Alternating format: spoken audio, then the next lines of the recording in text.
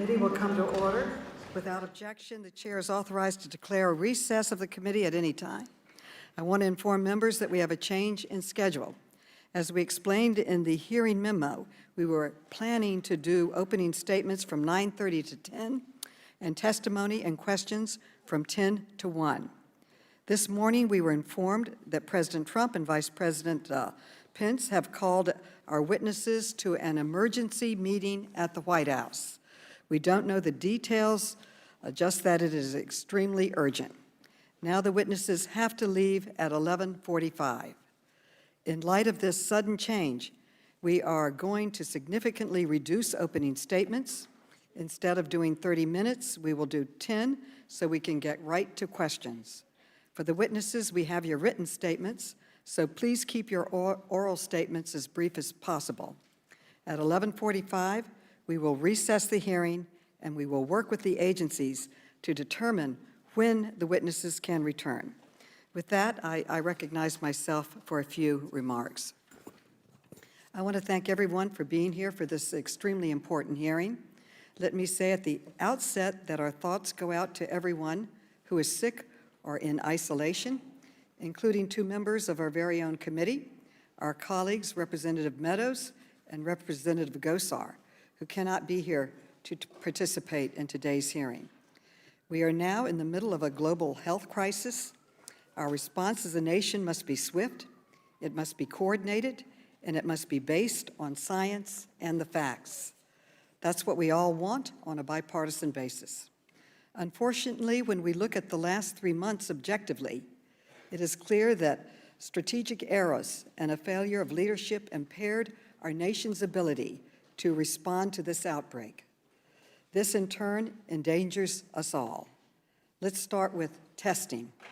The Trump administration's testing for the coronavirus has been severely inadequate, plagued by missteps, and resulted in substantial deficiency in our ability to determine who may be infected. Yesterday, Director Redfield testified that CDC has tested about 4,900 people. By comparison, South Korea tested more than 66,000 people within just 1 week of its first case of community transmission. South Korea has now tested more than 196,000 people, but we are not anywhere close to that. They started conducting drive-through testing, but people here in the United States can't even get tested by their own doctors. This is the United States of America. We're supposed to be leading the world. Instead, we are trailing far behind. How did South Korea test so many people so quickly, but we didn't even test a fraction of that number? Why did it take so long? We must do better. Unfortunately, these delays have been systemic. Just last week, the Trump administration promised to deliver 1 million tests by the end of the week, but it did not even come close. On Sunday, they admitted that they delivered only 75,000 tests. That's more than 900,000 tests short. And this was their own stated goal to the American people. Now the Trump administration is saying that they have distributed 1 million tests and will be distributing 4 million by the end of this week. But that's difficult to believe given their record. We need facts, we need information, and we need it quickly. If we don't have testing, we don't know the full scope of the problem. And if you don't test people, then you have no idea how many people are infected. We don't even know where community transmission is happening. We don't know where to direct resources. We are operating in the dark. My question is whether the administration and President Trump is exacerbating the crisis by downplaying it. Over and over again, we've heard blatant misstatements that consistently diminish this crisis and negatively affect our preparations and response. Last week, President Trump said, and I quote, "Anybody that needs a test gets a test." He said the tests are beautiful. He was absolutely wrong. My constituents are telling me they can't get tested. The same is true of President Trump's top advisor, Larry Kudlow, who made this incredible statement 2 weeks ago, and I quote, "We have contained this. I won't say airtight, but pretty close to airtight. The business side, the economic side, I don't think it's going to be an economic tragedy at all. The numbers are saying the U.S. is holding up nicely," end quote. He could not have been more wrong. The stock market just had one of the worst weeks in history, with the single biggest point drop of all time in history. The president and his aides may think they are helping with political spin and happy talk, but the American people want the truth. We need the facts. We need accurate information. The CDC has now reported more than 647 cases across 36 states, but according to experts at Johns Hopkins and others, the real number is far higher. My home state of New York has 173 confirmed cases, and every member of Congress is worried about their constituents. As we proceed this morning, I would like to recognize several of our subcommittee chairmen for their tremendous leadership. This is truly a team effort. Chairman Lynch of the National Security Subcommittee held a hearing last week on our nation's biodefense capacity, and he paved the way for today's hearing. Chairman Krishnamurthy of the Economic and Consumer Policy Subcommittee has been focused on the effects of this crisis on consumers. And Chairman Conley of the Government Operations Subcommittee has been working with states and localities on the front lines of our response efforts. I now recognize our distinguished ranking member. I would like to express my regret that he is moving to chair yet another committee, Ranking Member Jordan. Thank you, Madam Chair. Thank you to our witnesses for being here today and for all your hard work to ensure the safety of the American public and combat the spread of this coronavirus. We recognize that your task is ongoing. I hope today's discussion will be as efficient as possible so you can get back to work doing the important work that you are doing to help combat this. I also want to express my condolences to the Americans who have lost loved ones, as the chair indicated earlier, from the coronavirus. We pray for those families. We must continue to support the Trump administration in its work to protect the health and safety of the American people. As Vice President Pence has reiterated, and I hope our experts will explain today, the risk to the American people of contracting the coronavirus remains low. Even still, as the outbreak continues, it's important for all Americans to follow the best practices to maintain good hygiene. Number one, you can protect yourself and your family by practicing proper hand washing techniques and washing your hands often. Second, avoid crowds as much as possible and stay home if you are in fact sick. And third, we can protect ourselves from the virus like we do other viruses. For instance, cover your coughs and sneezes, avoid close contact with those who are sick, and clean and disinfect your home frequently. All good common sense protocols and procedures that we should be implementing. These steps are common sense. They make sense, and they help prevent the spread of the virus. The risk to Americans remains low, in large part due to the leadership and early action of the administration and his team, many of whom are here with us today. When the threat started to emerge from China, which is ground zero for this virus, President Trump recognized the importance in limiting the exposure from those who had traveled there to the American people. That decisive action brought our public health professionals important time to get a head start in preparing for the virus here at home. Since that time, we've seen clusters of community spread. In other words, instances where people have become sick without traveling to affected areas in the world. There are important steps we can all take to prevent community spread. Those who are experiencing the coronavirus in their communities can also take steps to limit the spread of this virus. Today, I look forward to our experts offering some specific recommendations on how people can minimize the spread of the coronavirus. I also want to commend President Trump and Vice President Pence for safely repatriating the passengers from the Diamond Princess cruise ship in California. Their leadership drew praise from California Governor Newsom. I also want to commend the American pharmaceutical industry for working to deliver results to fight this virus. The innovation that drives our economy also helps to advance innovations in public health. As HHS Secretary Azar has explained, our pharmaceutical industry has been developing test kits to distribute around the country. The Vice President explained yesterday that over 1 million test kits have been sent out to date. Today, I hope we can learn more about the efforts to increase the number of these test kits that are going to be deployed. We should also understand that an increase in test kits will inevitably show an increase in positive cases around the country. Lastly, I want to say that oftentimes in this committee, we disagree vigorously on many hot-button issues. We don't always see eye to eye on matters of oversight. But on this issue, I think we should all work together for the health and well-being of every American. We should not play politics with the coronavirus. We should not use it as a reason to advance partisan objectives. Now is the time for us to come together under President Trump's leadership and work to help all Americans. With that, I would like to thank our witnesses again for their work. We are grateful to you and your teams. Please relay our gratitude back to the people who work for you and work for our country and work for the American citizens. Madam Chair, I yield back. Thank you very much, and I would like to begin by introducing our witnesses today. Dr. Anthony Fauci is the director of the National Institute of Allergy and Infectious Diseases at the National Institute of Health. He has served well over 4 presidents. He is truly America's doctor. We are honored to have you testifying today. Thank you for coming. Dr. Robert Cadley is the Assistant Secretary for Preparedness and Response Department of Health and Human Services. Thank you for coming. And Dr. Robert Redfield is the Director of the Center for Disease Control and Prevention. Thank you for being here today. And Dr. Terry M. Roche is the Acting Deputy Assistant Secretary of Defense for Health Readiness, Policy, and Oversight at the Department of Defense. Thank you for being here. And Mr. Chris Curry is the Director of Emergency Management and National Preparedness for the Government Accountability Office. Thank you for being here. I will begin by swearing the witnesses in, and if you will all please rise and raise your right hand. Do you swear or affirm that the testimony you are about to give is the truth, the whole truth, and nothing but the truth, so help you God? Let the record show that they answered in the affirmative.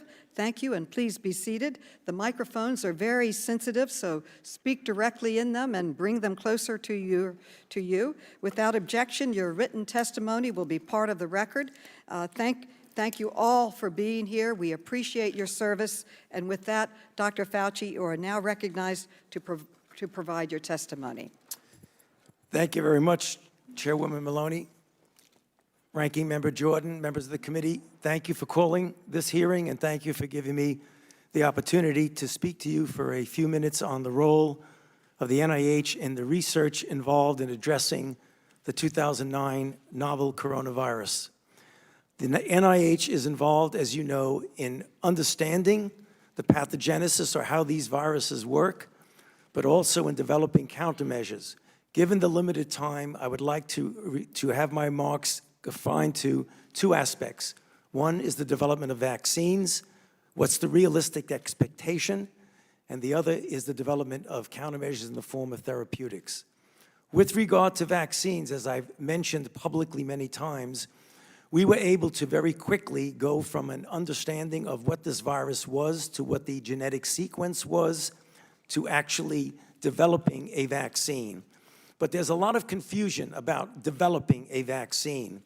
In the next, I would say, 4 weeks or so, we will go into what is called a phase 1 clinical trial to determine if one of the candidates, and there are more than one candidate, there are probably at least 10 or so that are at various stages of development.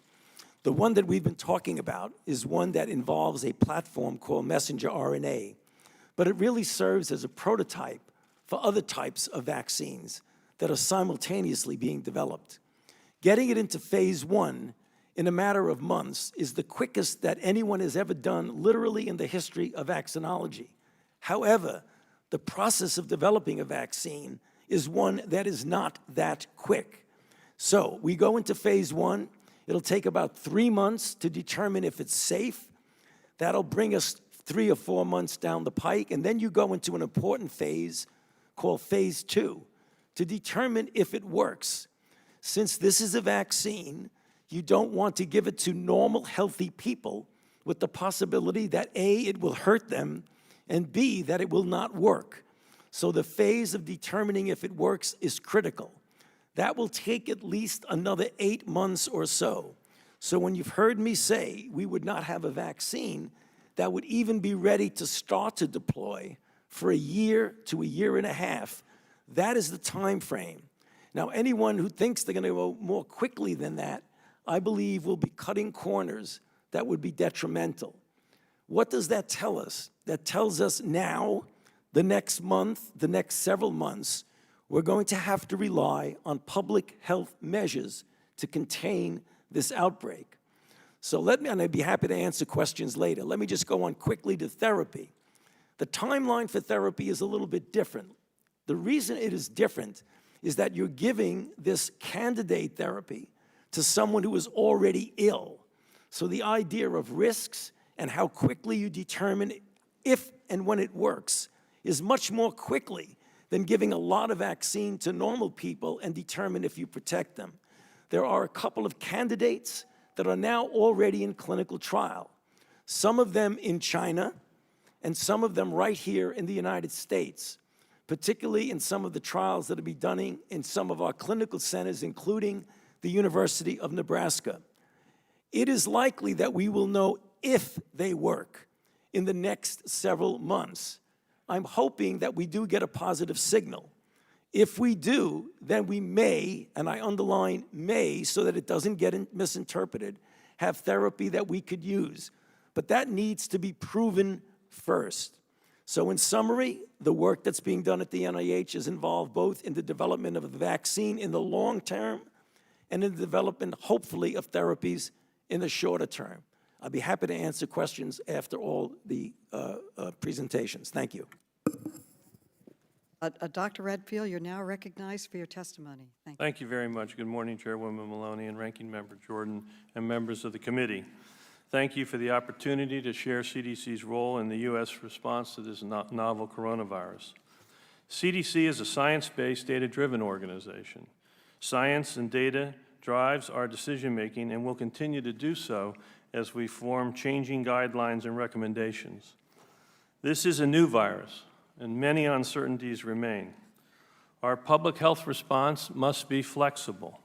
From the outset, CDC and the U.S. government partners implemented an aggressive multi-layer strategy to slow the introduction of this virus to the United States, to buy time for our scientists to learn how this virus behaves, to prepare our nation's public health infrastructure and healthcare system for the possibility of a global pandemic that would impact your communities, and to educate Americans how best to prepare for eventual disruptions to their daily life and the potential risks to their families.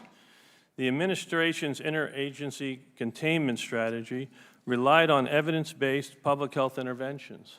Initially, early case recognition, isolation, and contact tracing, travel advisories and targeted travel restrictions, the use of quarantine for individuals returning from transmission hot zones such as China, Japan, and now the Grand Princess. Absence of immunity and treatment, our nation's public health response has relied on traditional public health activities.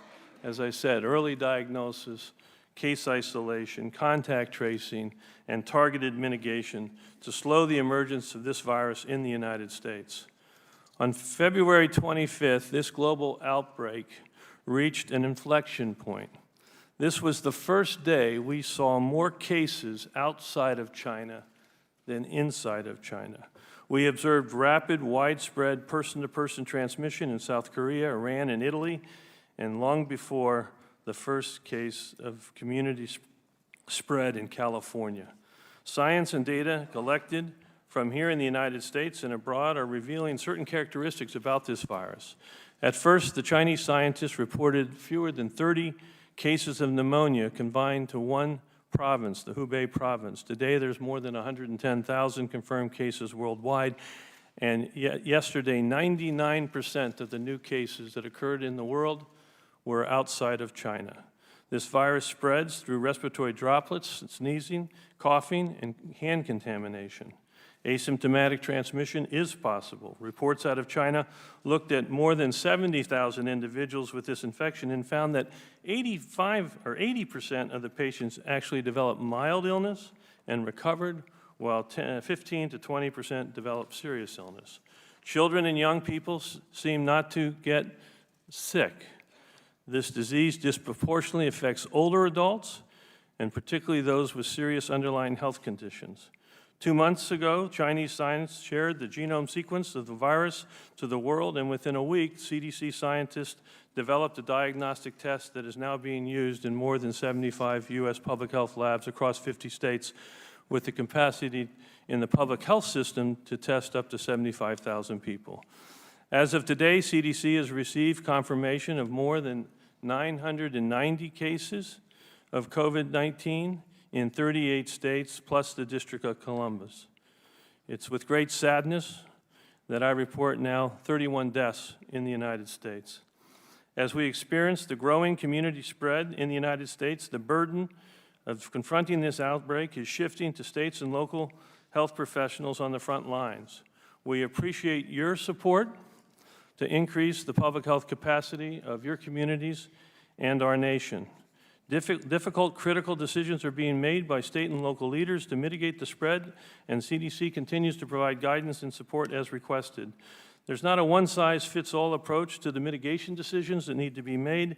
They need to be made based on the local situation by local health authorities and civic leaders. CDC's put more than 630 staffers in the field to support the state and local health departments and the repatriation efforts. Finally, CDC is committed to this mission. We will continue to work 24/7 to protect the American people from this significant global health threat. Thank you, and I look forward to your questions. Thank you. Dr. Radley, you're now recognized for your testimony. Thank you, Chairman Maloney, Ranking Member Jordan, and distinguished members of the committee. My remarks will be very brief because I think in some ways we want to retain all the time for your questions. But I do want to acknowledge the vital role Congress has played in this outbreak that began in 2002 with the passage of the Bioterrorism Act that created critical programs like the Public Health Emergency Preparedness Program at CDC, the Hospital Preparedness Program that I manage, and as well as a number of other critical pieces of legislation such as Project BioShield, the Pandemic All-Hazard Preparedness Act, and its reauthorization most recently as the Pandemic All-Hazard Preparedness Act, Apartments and Innovation Act, and finally the Public Readiness Emergency Preparedness Act. All these tools that you have given us have been vital in confronting this virus and this current outbreak. And I also want to acknowledge the role that additional monies that you provided in supplementals over the years for the H1N1 pandemic in 2009, for the Ebola outbreak in 2014 that helped us create a national Ebola treatment network that has been vital to manage and care for patients who've been afflicted with this disease. As far as my role in this activity at this point in time, I have 4 principal functions. My first and foremost responsibility as we transition from containment of this disease to a hybrid approach and strategy of containment and mitigation is to be the incident manager for the Secretary of Health and Human Services to ensure that we have a unified, coordinated, and synchronized effort across HHS and across the U.S. government consistent with the National Response Framework and Emergency Support Function number 8 for medical and public health preparedness and response. I also basically support the healthcare system through the Hospital Preparedness Program and our regional disaster response network that we've created with your support. And then thirdly is basically work with NIH, with FDA, with our DoD colleagues to rapidly accelerate the development of therapeutics, diagnostics, and vaccines that could be used in this outbreak. And finally, providing direct support to state and local entities. And during this most recent event with the Grand Princess that is now docked in Oakland, we're working directly with the state of California, the city of Oakland, and with our interagency partners to safely disembark all those passengers, American and non-American, and manage the crew to ensure that they're safe return to their homes, but more importantly, protecting the communities that will be receiving these individuals. So with that, I'll yield the remainder of my time back to you, Madam Chairman, and thank you. Thank you very much. Dr. Roush, you're now recognized for your testimony. Chairman Maloney, Ranking Member Jordan, and members of the committee, thank you for this opportunity. The department's top priority is the health and safety of our personnel around the world. To address the COVID-19 outbreak, we immediately disseminated force health protection guidance beginning early in the outbreak and continue to issue a series of guidance as the situation evolves. The department remains aligned with guidance from the CDC while allowing limited location and command flexibility as required by mission or local circumstances. In the area of force health protection, the department issued initial guidance on January 30, 2020, that addressed the current situation at the time, the risk to DoD personnel, individual prevention and protection measures, healthcare information, patient screening and isolation information, and information on diagnosis, treatment, and reportable medical events. The guidance also listed the CDC travel advisory level for China and referred to the CDC criteria for identifying a person at risk or under investigation.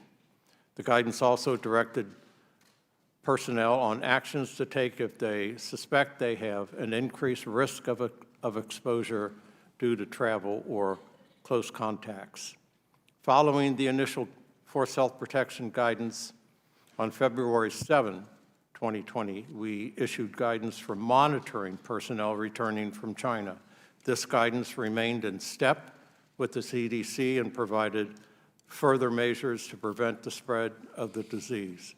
Furthermore, the guidance directed the identification of service members and a 14-day restriction of movement and monitoring of service members returning from mainland China after February 2nd, 2020. It specified actions by the service member during their restriction of movement to reduce the potential spread of disease.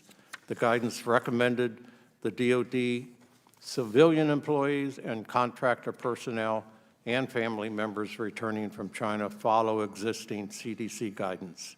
On February 25th, 2020, the department issued additional guidance providing a risk-based framework to guide commanders in implementing health protection measures based on local circumstances and their command mission.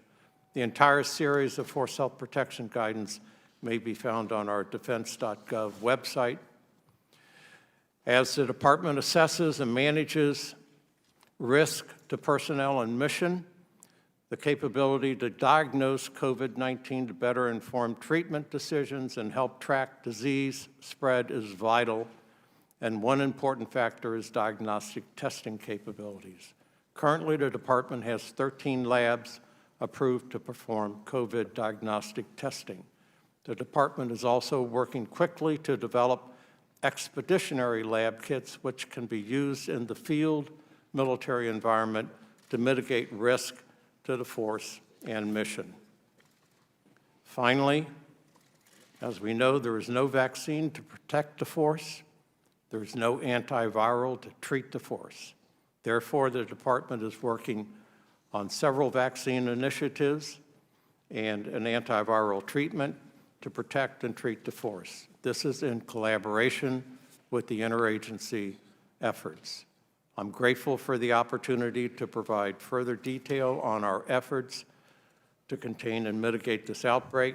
Thank you to the members of this committee for your commitment to the men and women of our armed forces and the families who support them. Thank you, Mr. Curry. You're now recognized for your testimony. Thank you, Madam Chairwoman, Mr. Ranking Member, other members of the committee. As you know, GAO's role is to provide oversight of other federal agencies. And so what I want to do today is talk about two things. First is a report we issued just 2 weeks ago on the National Biodefense Strategy for the federal government.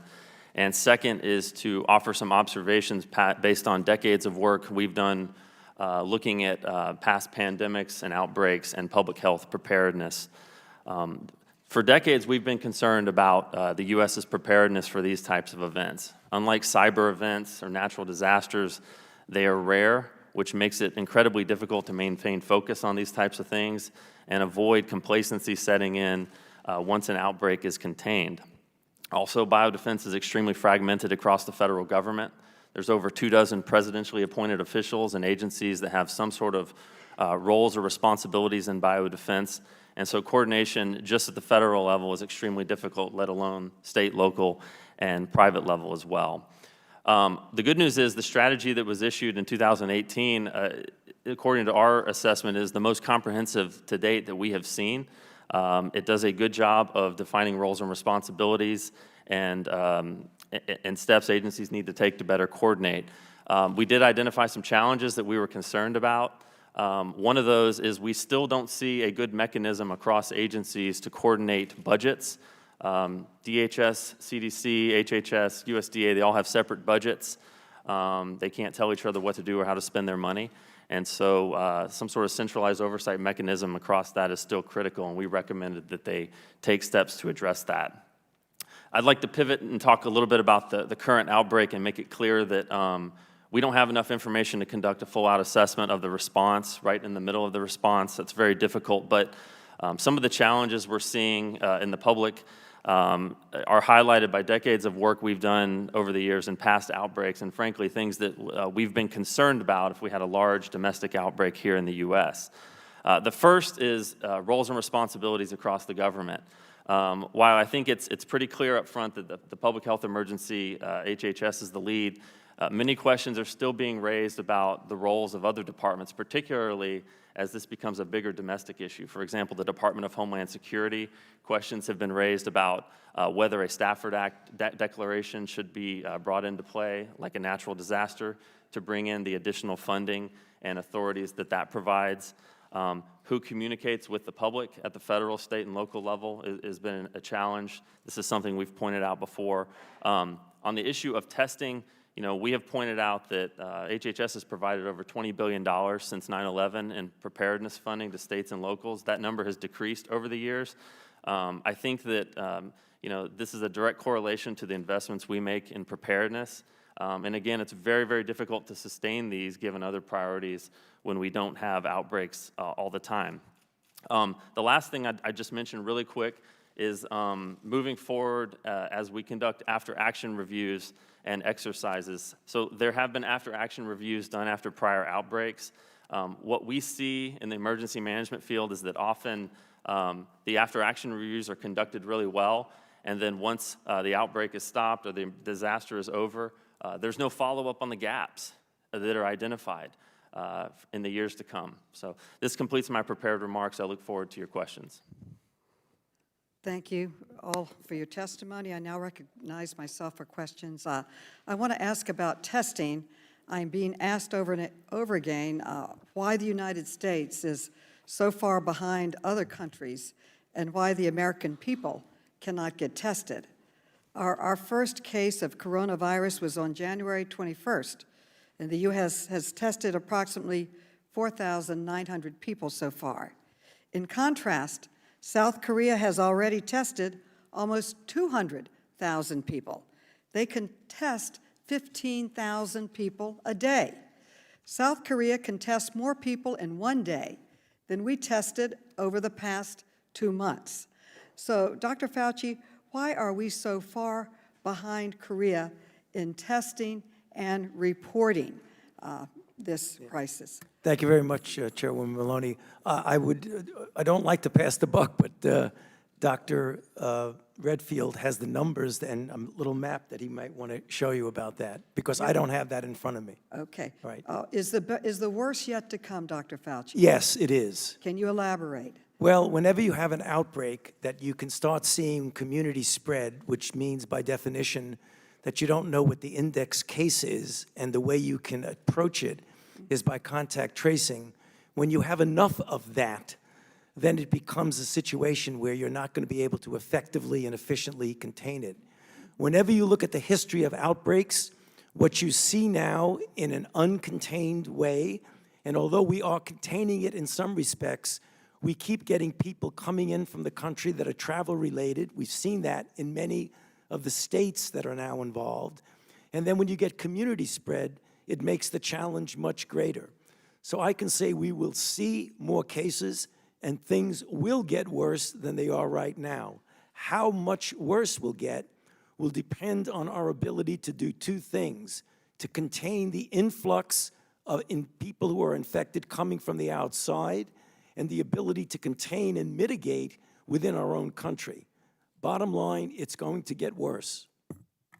Well, bottom line, Mr. Fauci, if we don't test people, then we don't know how many people are infected. Is that correct?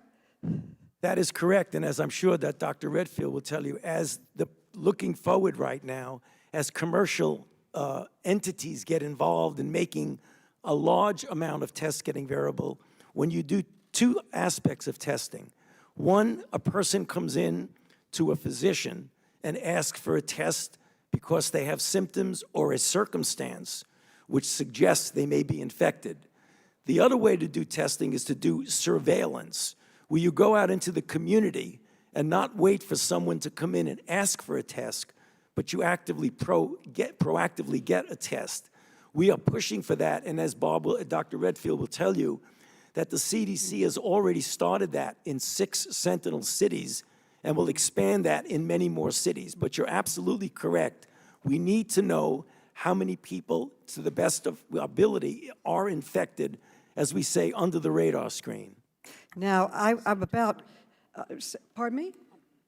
I really want to get to South Korea and their 50 mobile testing sites that they've set up where people can just drive up, get a quick swab, get a test, and results in 2 days. And this is a question to Dr. Fauci and to Dr. Redfield.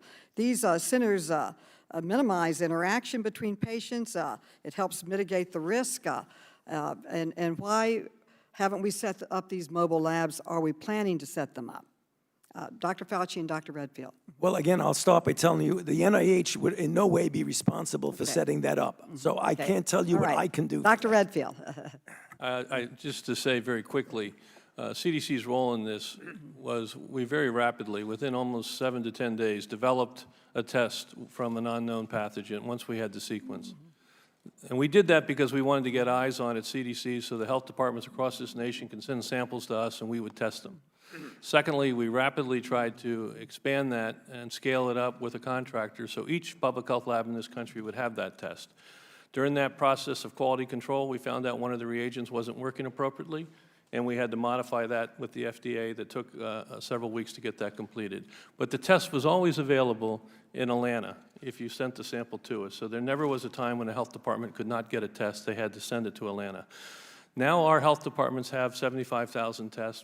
Most health departments now, over 75 health departments have the test. But Dr. Redfield, how many tests are we planning to produce in the United States?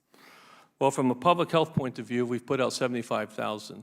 The other side, as Dr. Fauci said, which is really not what CDC does traditionally, is to get the medical private sector to have testing for patients. And when the Vice President brought all the testing companies to the White House last week, we got enormous cooperation for them all to work together. And as we sit here today, Quest and LabCorp are now offering this test in their doctor's offices throughout this country. But it's not for an individual just to take a test. They need to go see a healthcare professional, have an assessment, determine whether a test is indicated, and then get that test. In New York, just so you know, on February 29th, Harold Zucker, your health commissioner, asked if he could use our EUA to begin to get Wadsworth approved, and the FDA worked with him within 1 day and got their test up and running in the state of New York at the Wadsworth lab. So we're working hard to get testing available. My role is to get it available for the public health system, and as Dr. Fauci said, start these large surveillance programs. But on the other side, there's a private sector to get it to clinical medicine, and I think you will see that with LabCorp and LabQuest out, those tests are rolling out. Finally, will these private labs be reporting, and are they reporting into CDC their results? we have set up now a surveillance system. Are they reporting now? It's being worked as we speak today. That LabCorp and Quest will dump into our national reporting base. Okay, my time has expired, and I recognize the distinguished member. Oops, he's left. Okay, I recognize the gentleman from the great state of Tennessee, Mr. Green, is recognized. Thank you, Madam Chair, and thank the witnesses for being here. I'm incredibly disappointed in the politicization of this COVID-19 response. The 24/7 criticism the President is undergoing is unwarranted at a minimum and absolutely maligns the hard work done over years as our nation's doctors and scientists at places like the CDC, the NIH, the FDA, the HHS, DHS, FEMA, and DOD have prepared for just such an eventuality. Make no mistake about it, this virus is a serious problem. But that concern was immediately shown by our president as evidenced by his historic response. And I'd like to take a second to correct the record. On December 31st, Wuhan officials posted the first notice saying they were investigating a pneumonia outbreak. On January the 7th, the CDC established an incident management system just 7 days later. On January the 17th, CDC sent 100-plus staffers to specific airports in the United States to screen all people coming from Wuhan. On January the 21st, just 3 weeks after the announcement, the CDC activated its Emergency Operations Center. On January the 29th, the President established the Presidential Task Force. On January the 30th, still less than a month from the initial announcement, the State Department issued a do not travel warning to China. January the 30th, the World Health Organization announced that the coronavirus is a public health emergency of international concern, meaning before the World Health Organization even announced a global concern, the administration was working on its response for almost a month and had already established a presidential task force. On January the 31st, to the cries of racism, President Trump proactively suspended entry of foreign nationals who'd been to China in the last 14 days. On the 31st, the President issued quarantines and, through Secretary Azar, a public health emergency for the entire nation. On February the 11th, the World Health Organization named the virus COVID-19. Let that sink in. The administration's first response a week after the Wuhan announcement. The virus hadn't even been named by the World Health Organization yet. It isn't named until day 42. Meanwhile, the CDC, the NIH, and all the agencies of our scientific community with acronyms that boggle the mind have been working feverishly to sequence the RNA of the virus, get its proteins, messenger RNA sequenced, and get a vaccine going. On February the 24th, the President unveiled the initial plan.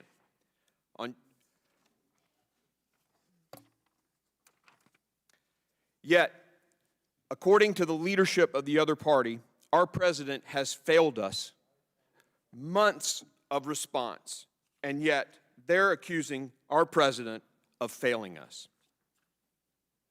On February the 26th, the President appointed the Vice President to head the whole of government response. That appointment is in keeping with the 2015 Obama-era Blue Ribbon Panel on biodefense. On February 29th, 60 days after the Chinese announcement, sadly, America lost its first victim to COVID-19. So 53 days before America lost a single life to COVID-19, the administration was already working diligently to prepare our country. You've heard the witnesses describe the Herculean efforts their various departments are taking to protect the lives and health of Americans. I want to thank the dedicated men and women of CDC, NIH, FDA, HHS, DHS, FEMA, and DOD for the years of work that has gone into preparing for this type of effort, and their tireless 24/7 response since the announcement just 71 days ago. America will lose lives to this virus. But as was noted by Obama appointee and former director of the CDC, Tom Friedman, had the President not responded so quickly, we would not have been prepared as we are, and more lives would have been lost. Madam Chairman, I yield. Thank you. I now recognize the gentleman from Massachusetts, Congressman Lynch. He is recognized for 5 minutes, and I want to thank him for his help in preparing this hearing. Thank you. Thank you, Madam Chair, and thank you to the witnesses. I want to echo the call for unity that was expressed by the ranking member early in this hearing. I am proud to say that every single member of this committee, Democrat and Republican, voted for $8.3 billion to deal with the coronavirus. We all did so, I think, consistent with your requests from our public health officials. I think America is best when we have a unity of purpose, a singularity of mission, and that we're all on board. But that much being said, I have to say that the President's statements from the beginning of this has been contrary to the direction that you have given us. The President on March 6th told the people in my district publicly that the tests were ready. Anybody who wants a test can go be tested. They're beautiful tests, beautiful tests. That's not a medical term. So my constituents went to their local health centers, went to their hospitals. There were no tests. Zero.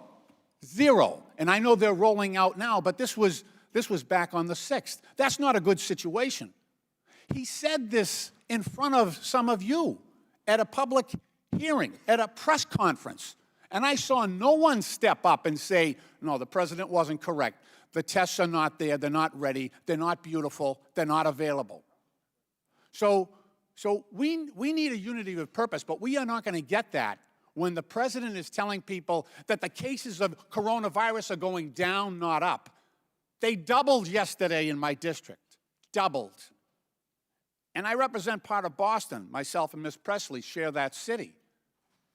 It's not a backwater medically or technically.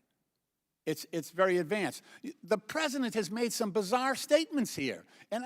Look, I want to be together with my Republican colleagues, but when the president said he has an uncle who went to MIT in the 1930s and that he has a natural affinity and an ability for this, it's got to raise some red flags. We need you to step up. You know, Dr. Fauci, you've been great on some of this stuff and pushing back. When the president said we're going to get a vaccine fairly quickly, a matter of months, you know, you were good to step up and say, no, it's going to be a year and a half. But, you know, we really need honesty here. And when the president is making statements like this, we need pushback from the public health officials. You know, standing behind him and nodding silently or an eye roll once in a while is not going to get it. We really need, you know, when I say things, they're immediately considered political because I'm a Democrat and I'm elected. But, you know, you have a certain level of credibility and honesty that I think that should be persuasive to the American people.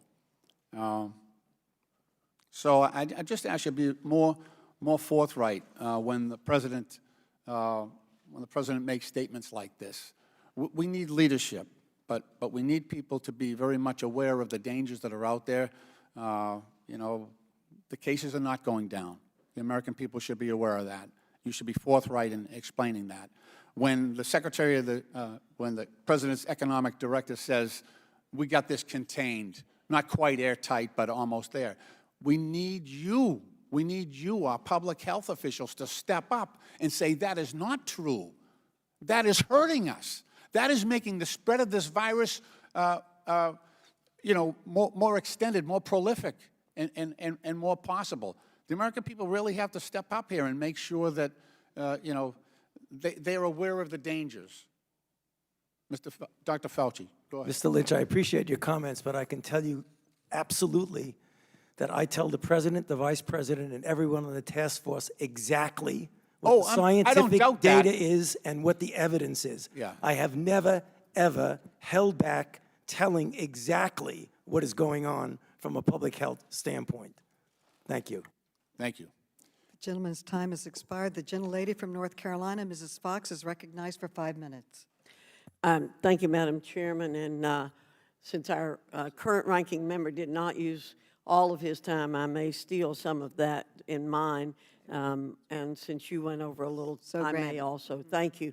I want to thank our witnesses for being here. And I think the very fact that we're having these hearings, they're being held all over the Congress, and the fact that there are the press conferences every day disputes what some of our colleagues are saying, that the facts are not getting out there. And I want to thank all of you all for being here and for telling the facts to the American people, because I do think that's important. And I also want to thank my colleague from Tennessee for outlining what has been done, because we tend to forget the good actions that have been taken because of the direct criticism of the president, which I think is totally unwarranted. I do think it's helpful that we explain the facts, but also not scare everybody about this problem, but ask them to be sensible about what they're doing. Dr. Kadlik, I understand that BARDA amended its contracting process to place all proposals not related to coronavirus in a queue until the threat of this virus subsides. Nobody has mentioned that, but it's really all hands on deck and a focus totally on coronavirus. Is that correct? Yes, ma'am, and though we are accepting additional proposals on other things related to non-corona activities, but Right. we are focusing on the immediate concern. Yeah, I know that BARDA is a fairly small entity and not a lot of attention's been paid to it, but we need our nation to remain prepared for all threats, including biological, nuclear, and influenza, and that's part of what BARDA does. So would you mention what additional personnel or authority BARDA needs to ensure that its response to COVID-19 and its normal work for biological and nuclear countermeasures is performed as well as possible? Yes, ma'am, and some of those authorities I think were given during the supplemental and direct hiring authority. There's a proposal that was considered or a consequence of the 21st Century Cures Act, which was creating a innovation platform, and we probably need some relief in terms of federal pay cap waivers there. But I think, quite frankly, BARDA has been extraordinary in its very short history to basically get 53 FDA approvals for a variety of countermeasures and devices that are vaccines, therapeutics, diagnostics in its very short history, and it's the little engine that can. And I think it's one thing that working with NIH, working with DOD, been very successful to advance things like during the Ebola crisis, diagnostics, as well as what turned out to be the first FDA-approved licensed vaccine for Ebola. So I think with resourcing, BARDA can, and it's a great part of the ASPR team that really, I think, does provide a significant capability in concert with NIH and with our DOD colleagues. What you indicate is that there's a lot going on that people aren't aware of. Groups of people working within the government to try to anticipate the kinds of things that's happened with the coronavirus. We'll never be able to stop all kinds of problems like this, but at least we have people working very, very effectively in these areas. Dr. Redfield, I think Dr. Fauci tossed over to you a few minutes ago the opportunity to speak about some of the issues and the concerns about getting the necessary medical supplies out to people. Would you like to expand on what you weren't able to talk about earlier? I'd just like to, again, try to emphasize the development that we did for the diagnostic test. And again, I do think we developed that very rapidly so that the public health community could have eyes on. That test was at CDC. We rapidly tried to get it to the health departments. During our quality control, we basically found one of the reagents wasn't working. But as I said today, we got that public health labs now throughout this country have adequate testing to do their public health mission. The other side of the mission is the clinical mission, and I think that's the concern of most American citizens. How do I get evaluated? And again, that really has then worked through the private sector. It wasn't really the public health lead for CDC to get the laboratory test.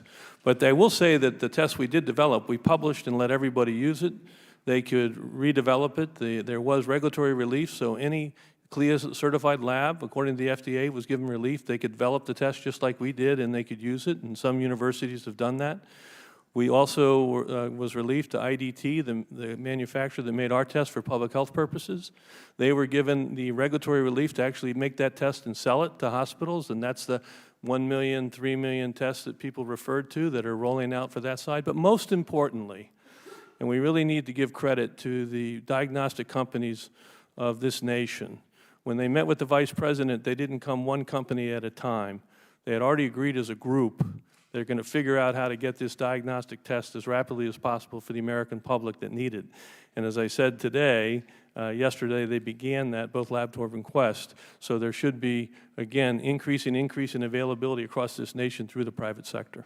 And I worry about what we heard when we discussed H.R. 3, that were H.R. 3 to become law, that we would lose much of that ability through the private sector to come up with the cures that we need to come up with. And so I'm very pleased to see this cooperation with the public-private partnership. And thank you very much, Madam Chairman, for your indulgence.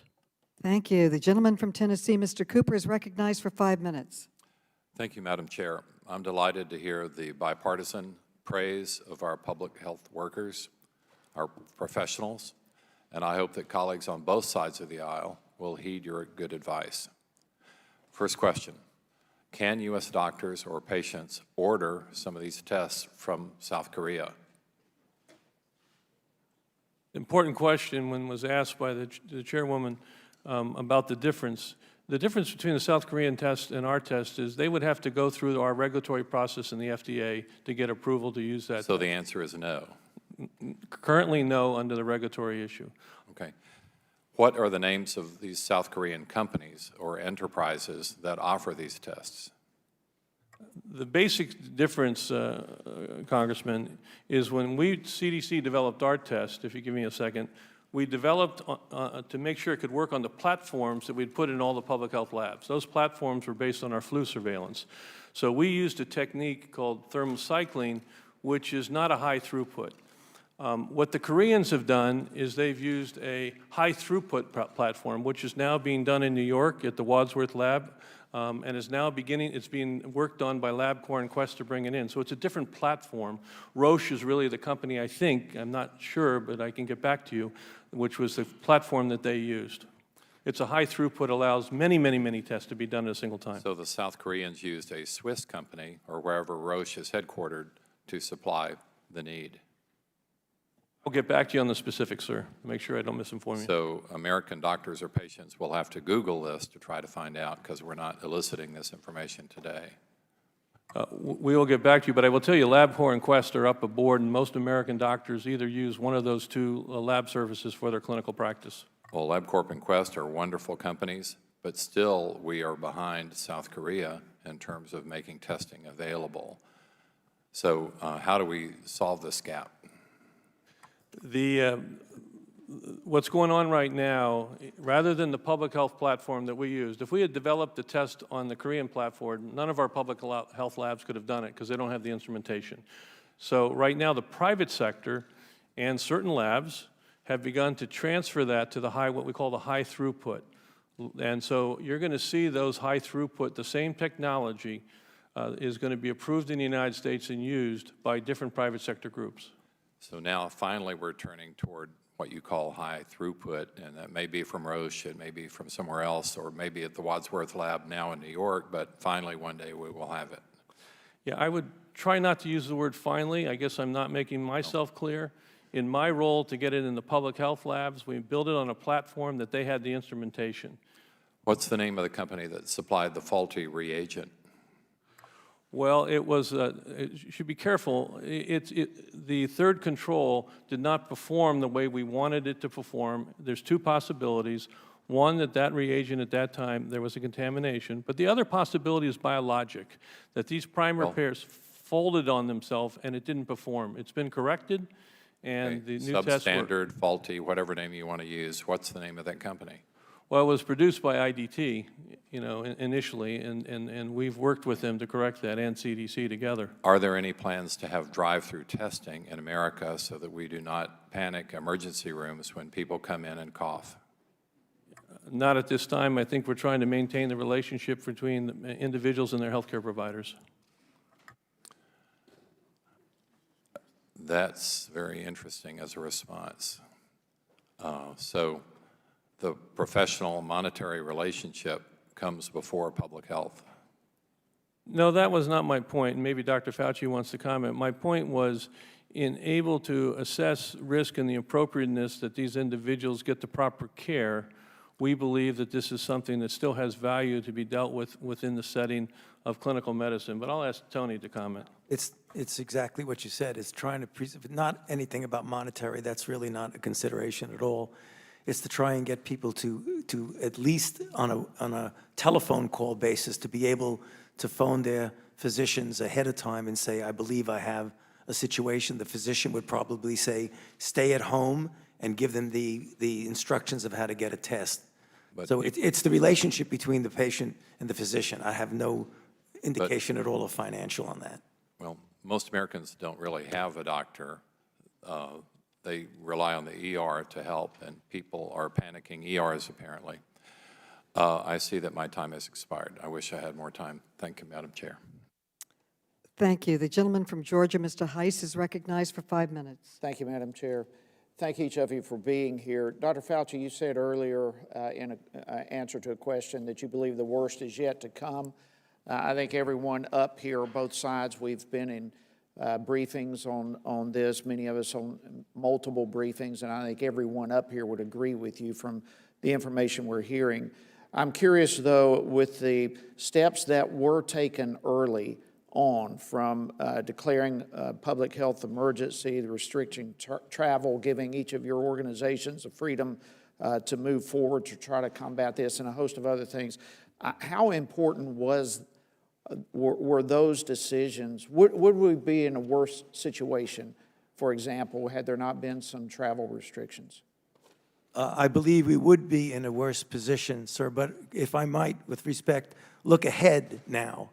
We need to do a lot more. Oh, there's no question. And I would like to maybe use just a few seconds to get a point. Make it quick, because I want concise answers, because I want to yield. I yield back to you, all right? Okay.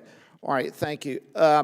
One of the issues, and I do appreciate the cooperating spirit here today. I know Brad Snyder and I, we worked together to put together a bill. He led the way on trying to make sure medical devices are here if there is a shortage. And I think in that kind of spirit of cooperation, we all need to address this issue that's critical to our country. And I'm curious specifically on the medical supplies and medical devices. Are we going to be facing a shortage?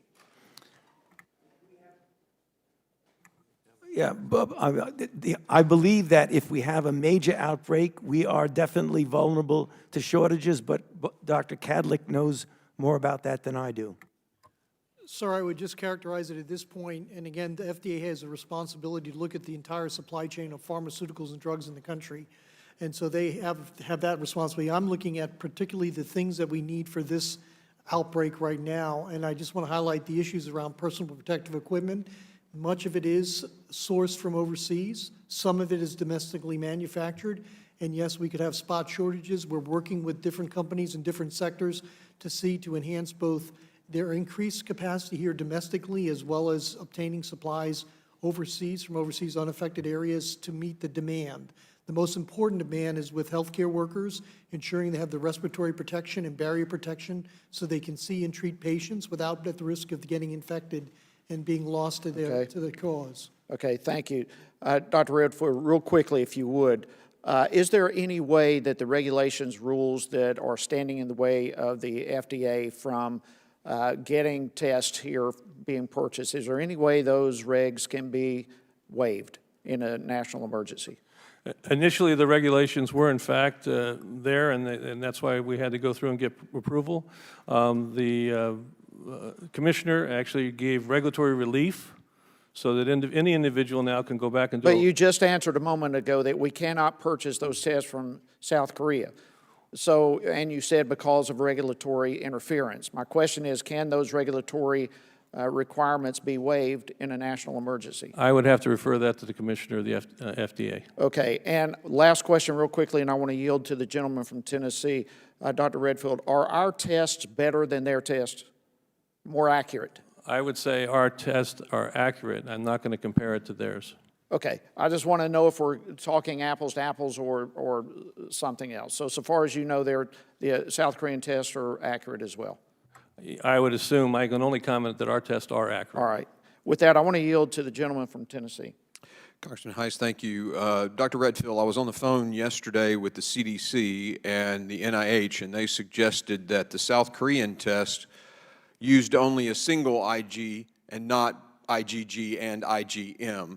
Would you explain to my colleagues here why that single immunoglobulin test versus ours, which is a 2 immunoglobulin test, why our test is so much better?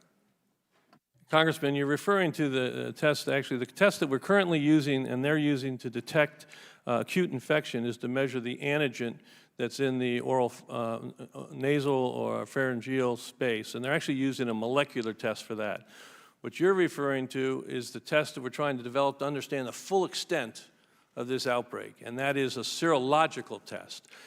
Or they can measure it in oral and nasal secretions and measure certain, like an IgG. CDC has developed 2 serological tests that we're evaluating right now, so we can get an idea through surveillance, what's the extent of this outbreak? How many people really are infected? And that is being moved out now to do these extensive surveillance programs.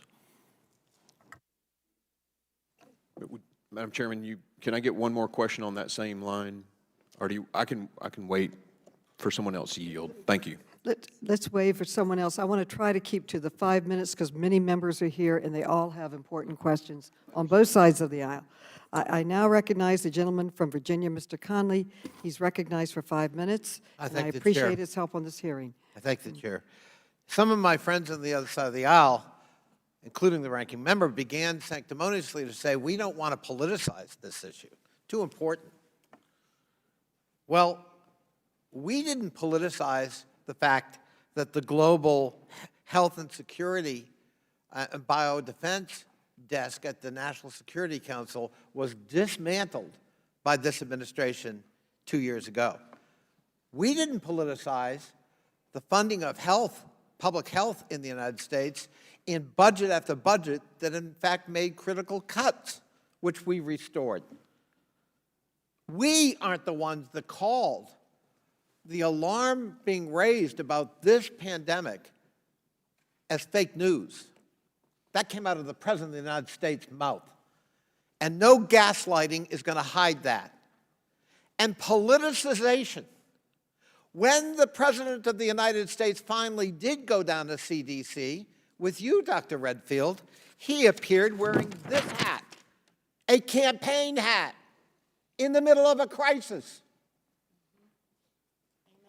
We will not be lectured about politicization, and all of your words and sanctimony will not cover up the fact that this administration was not prepared for this crisis, and it put lives at risk, American lives at risk. We didn't have the tests we needed. We didn't have the diagnostics we needed. The President made patently false assertions, which Dr. Fauci correctly corrected, about the development of the virus. In fact, he was more concerned about what was happening on the stock market than he seemed to be concerned about American public health. And that's shameful, and you can't cover that up. And we will not be silent, nor will we be intimidated by charges of politicization in pointing it out, because lives are at stake. Dr. Redfield, you indicated one size does not fit all, and I think that's true. But there is a concern that we don't have any kind of uniform protocols and guidance for localities and states.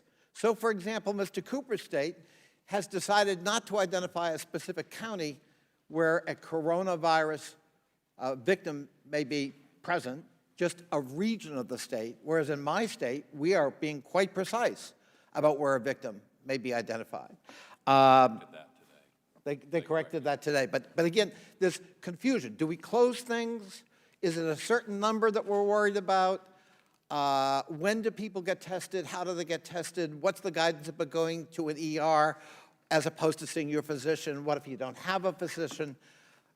There is real concern here about the need for more uniform guidance. Granted, one size does not fit all, but that doesn't mean there's no guidance at all and no protocols that states and localities could refer to. Would you comment?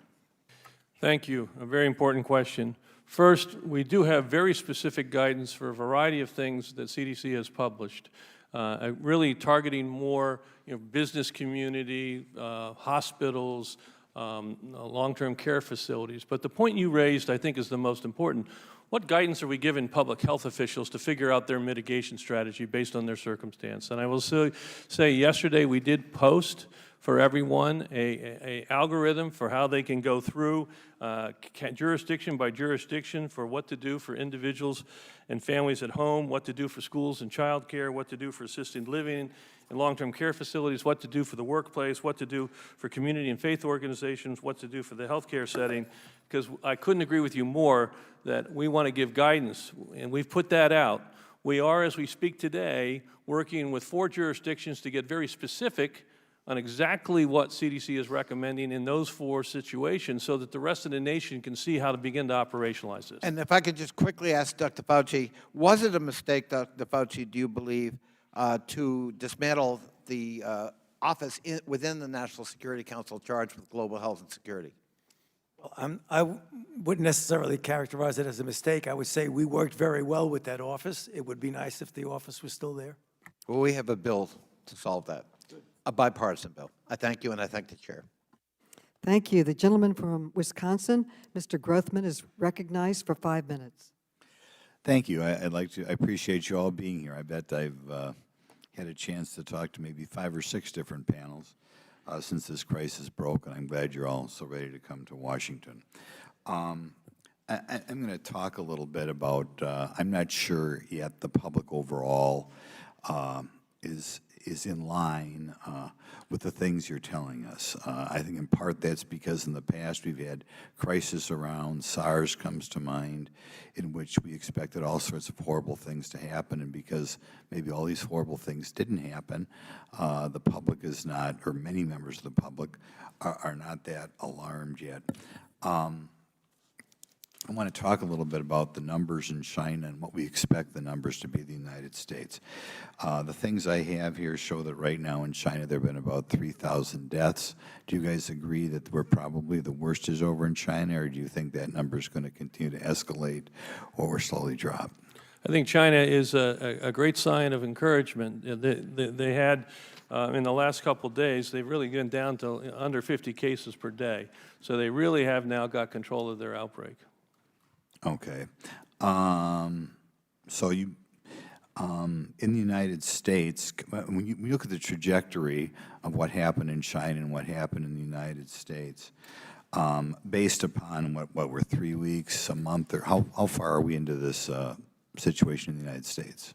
Yeah, I think that's the critical question, that for a period of time, this outbreak seems to go in a very arithmetic way, and then it goes logarithmic. So, for example, you can just go back 3 weeks ago, and Italy had hardly any infections. They had almost 1,800 infections confirmed just last night. Right. So we are fighting hard now between our containment strategy and, as Dr. Fauci will say, the expanded mitigation. Right. Let's compare it to something the average American understands, and that's the common flu. Can you tell us every year kind of where we start and how much it grows and how many new people get the flu every day? Yeah. I can't give you a precise number, sir, but one of the things we're trying to emphasize to the American people. Well, I only have my 5 minutes. Can you tell us about how many people, say, get the flu every year and how many new people are diagnosed? Get the flu? I didn't hear you. I'm sorry. Right. Yeah, you know, we about 5% or so to 10% of the population. We have about 30,000 deaths. It ranges from 15,000 to about 69, 79,000 per year. Okay. Based upon the current trajectory, how many people do you think will get this new virus, and how many people do you think will die? Cannot predict, and that's. I know you can't predict, but there must be, you know, we have a graph. We have the beginning of a graph. We know this is going to go up. We have the experience of China. We have the experience of Italy. Yeah. Can you give us some projections? It is going to be totally dependent upon how we respond to it. So I can't give you a number. If we now sit back complacently. I'm not asking to be complacent. I'm asking for a realistic, I mean, that's what the public is looking for. I can't give you a realistic number until we put into the factor of how we respond. If we are complacent and don't do really aggressive containment and mitigation, the number could go way up and be involved in many, many millions. If we taught to contain, we could flatten it. So there's no number answer to your question until we act upon it.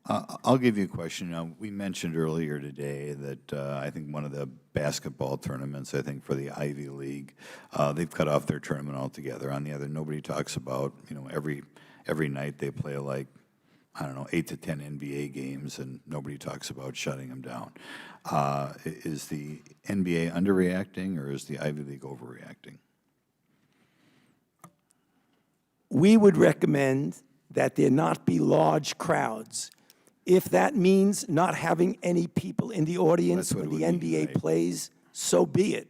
But as a public health official, anything that has large crowds is something that would give a yep. risk to spread. I'll emphasize again, you said about 30,000 people die every year from the regular flu. Do we know the ages of the people so far who are dying of the new flu? Yeah, so for the coronavirus right now, for example, in Italy, the average age of death is over the age of 80. Most of the deaths that we've seen are over the age of 70. Okay. I'll yield, maybe give Dr. Green another chance to ask a question. Thank you. Very quickly, Dr. Fauci, you took the Hippocratic Oath, right? You took the Hippocratic Oath? Okay. Are you offended by someone suggesting that you might intentionally not speak out when you're confronted with something that could harm your patients and violate your Hippocratic Oath? Yeah, I just made that point a few moments ago. As I've said, I have always, not only with this administration, and Madam Chairperson, you said I served 4 presidents.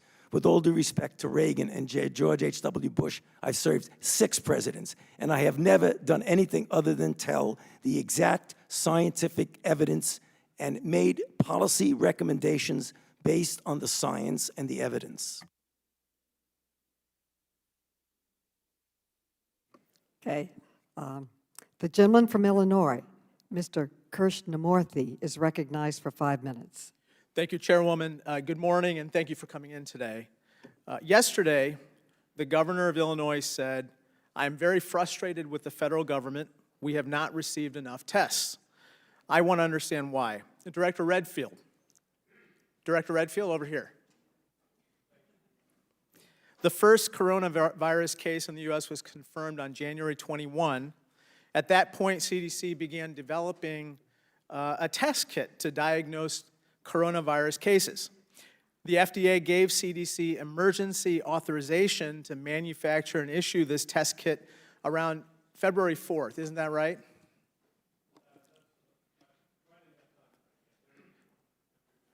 Unfortunately, however, testing did not get underway because of problems with the test kits. Specifically, CDC's Atlanta manufacturing facility had quality control problems. On February 24th, 1 month after coronavirus was found in America, officials discovered that CDC's Atlanta facility was contaminated. Whether it was because of the contamination or biologic problems, which you had alluded to, test kits coming from that facility were flawed and had to be replaced, dramatically slowing down our response. Dr. Redfield, I know you are investigating the cause of the contamination in the Atlanta facility. Is the person who oversaw the Atlanta facility at the time of the contamination still in charge of the current manufacturing process? This is currently under an investigation at this point, and I think I'm going to leave it there. Sir, you can't give us assurance that the person who bungled the production process, it hasn't been removed. Recovering from that misstep cost us precious weeks and now months, sir.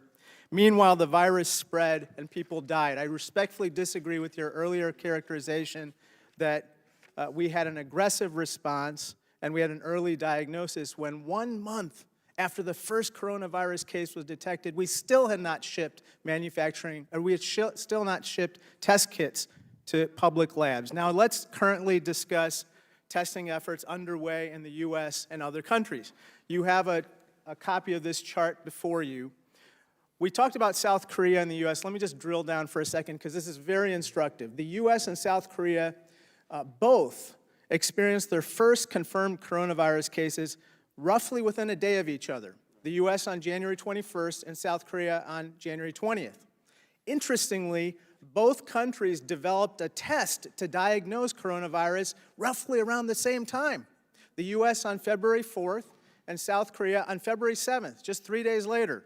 But then our testing at that point, the activities diverged dramatically. Here we have a chart that shows the testing activities of 4 countries. the US, South Korea, Italy, and the UK on 3 separate dates in the past 3 weeks.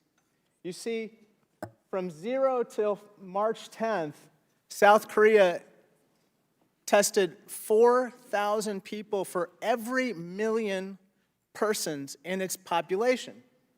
Italy, in the blue bar, tested 1,000 people for every million people in the population. UK, 400 for every million. Now, where is the red bar representing the United States, Dr. Redfield? I don't see it on that graph. I don't see it either, but I can assure you that the data is there. It just doesn't show up. It doesn't show up.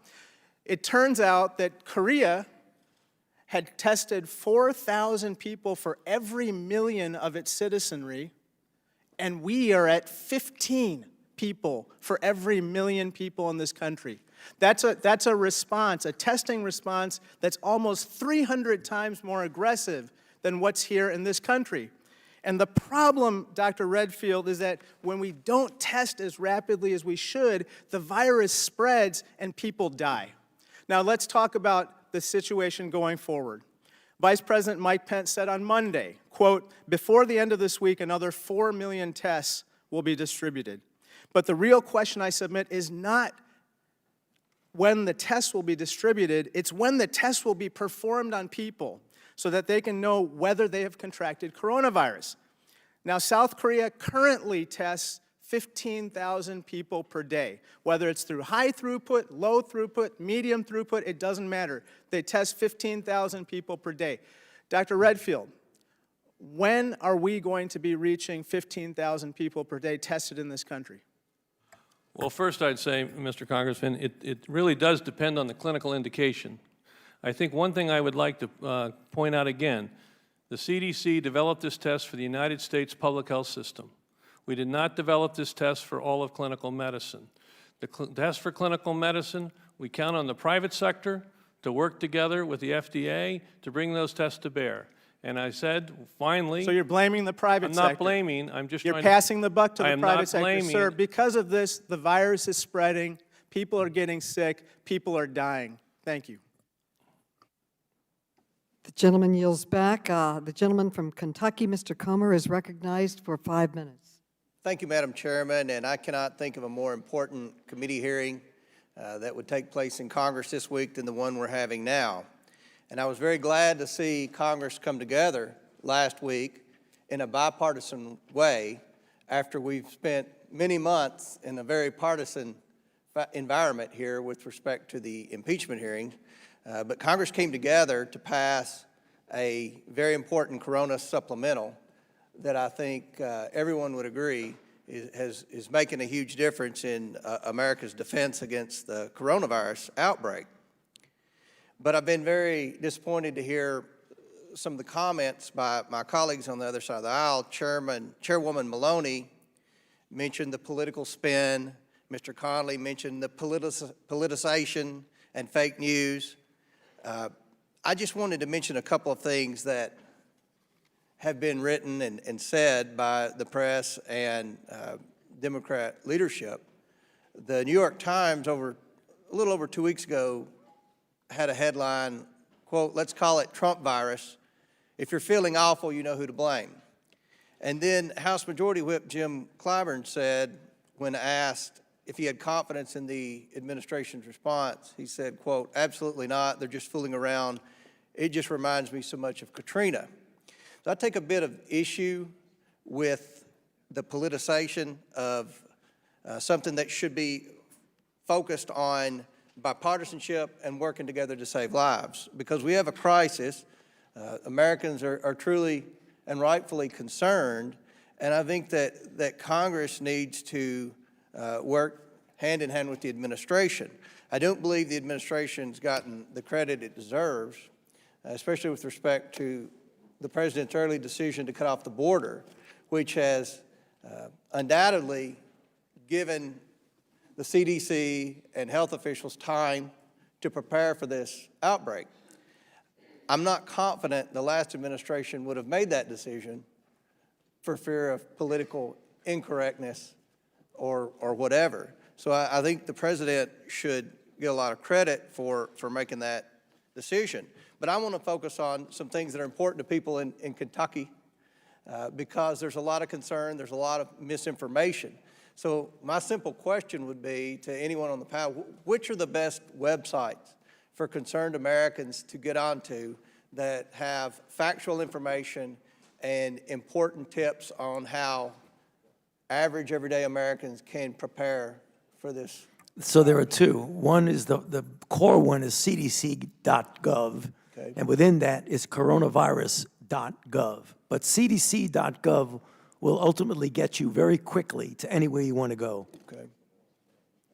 So my next question to anyone on the panel, in the era of fake news and social media, how can Americans ensure that the information that they're sharing on their social media is accurate information? Do you have any advice on that? Yeah, I think for the most part, at least from my experience, social media can often be as detrimental as it is helpful. Right. And that's the reason why, sir, I think the first question that you asked would be the one to go to the source of the data, CDC, and I'm not CDC, but I'm saying CDC is a data-driven organization. And if you really want the facts and the data, I would just go to cdc.gov. We'll make sure our office, I'm sure just about every office here will start sharing that information. I want to switch gears in my last minute, represent along with Congressman Green, Fort Campbell Military Base, Fort Campbell, Kentucky, in Kentucky and Tennessee. But can you tell us what is being done to ensure that there's not an outbreak, first of all, on our military bases to protect our troops? Secondly, what our military is doing to be able to be in a position to help fight this if this is a mass outbreak? I'll take that one. Yes. Thank you for the question. So we have put out a series of force health protection guidance that is aligned to the CDC recommendations, and we have tailored those that guidance for force health protection for military commanders, and particularly for installation commanders. And installation commanders and military commanders have a lot of latitude between right and left limits within our guidance that they can command and protect their military population. Now, what we're also doing is working with the interagency efforts to develop vaccines and also to develop antiviral treatments. And we are working with the interagency to develop what we call expeditionary field diagnostic kits, because we want kits that we can push far forward, because we have missions all over the world. We need to get our medical capability distributed. Well, thank you, and hopefully Congress can work with you all in a bipartisan way. We can come together and help do everything we can to protect American lives. With that, Madam Chair, I yield back. Thank you. The gentleman from Maryland, Mr. Raskin, is recognized for 5 minutes. Thank you. Dr. Fauci, we've got two enemies in this crisis. One is the virus, and one is misinformation about the virus. And I want to quickly clear up a few things that have been said over the course of this process. One was by the president in early February when he said, it looks like by April, you know, in theory, when it gets a little warmer, it miraculously goes away. Is there any scientific reason to believe that? The basis for any surmising that might happen is based on what we see every year with influenza, which actually, as you get to March and April and May, it actually goes way down, and other non-novel coronavirus, but common cold coronaviruses often do that. So for someone to at least consider that might happen is reasonable, but, underline but, we do not know what this virus is going to do. We would hope that as we get to warmer weather, it would go down. But we can't proceed under that assumption. We've got to assume that it's going to get worse and worse and worse. Okay. The president predicted that there could be a vaccine in a few months. I think you contradicted that today, and I think you contradicted that at that time. I just want you to be very clear. Is there any chance we will have a vaccine in a few months? No, I made myself clear in my statement. Okay. Dr. Redfield, the first case of community spread of coronavirus took place on February 26th. That is infection of someone who did not have a clear travel history to China or direct contact with someone who did. Why wasn't the decision made on February 26th to expand your testing criteria for anyone displaying corona-like symptoms at that point instead of waiting until March 4th to broaden the criteria? Well, that's a good question, Congressman. I mean, we always left the discretion to do testing to the local public health group. If you look, we always had that discretion. We never refused testing from anybody, but we did give guidance, as you point out, originally to do testing for individuals that presented with certain clinical scenarios secondary to travel to China. Those two cases in California and several others obviously led us to reconsider those and make it very clear that we wanted up front to tell clinicians if they suspect it and the health department suspect it, they should send that sample to the health department or us to CDC. Okay, we've been hearing stories about people who have had very compelling reasons to get tested but were not able to. I'll give you one example. A nurse in California was quarantined after treating a patient who had coronavirus and then showed symptoms of the disease herself. On March 5th, the day after you brought in the testing criteria, she put out a statement about her situation, and she said, I quote, "The public county officer called me and verified my symptoms and agreed with testing, but the national CDC would not initiate testing. They said they would not test me because if I were wearing the recommended protective equipment, then I wouldn't have had the coronavirus." Are you familiar with this case? No, and I would think that this is a misunderstanding if it did occur. Okay, so what is the standing criteria, the existing criteria for testing now, so we have no confusion about it? Again, it's if a clinical physician, nurse practitioner, healthcare provider feels a test is indicated, then we Based on what? Based on their clinical assessment. And that's based on does it require that the person have to have had contact with someone who had been on a cruise or who'd been to China? This is their clinical assessment. We're not going to judge the clinical assessment. We also say if it's the clinical assessment or if it's the assessment of the public health department, that those individuals. And again, these are decisions. What happens is in the time when testing was limited to health departments, the local health department makes that decision, and then but they have followed CDC guidance. Now, we've made it very clear, it's up to the individual health provider and the individual public health to make that decision. Okay, could you make a public service announcement right now for people who are asking the question of whether or not they should be tested? I hear from constituents who are having flu-like symptoms. They want to know, what should they do? What should they do? Well, as Dr. Fauci said, the first thing I would do is to tell them to contact their healthcare provider or their emergency room and tell them they're concerned they may have coronavirus infection, and then follow their instructions to where to get the test.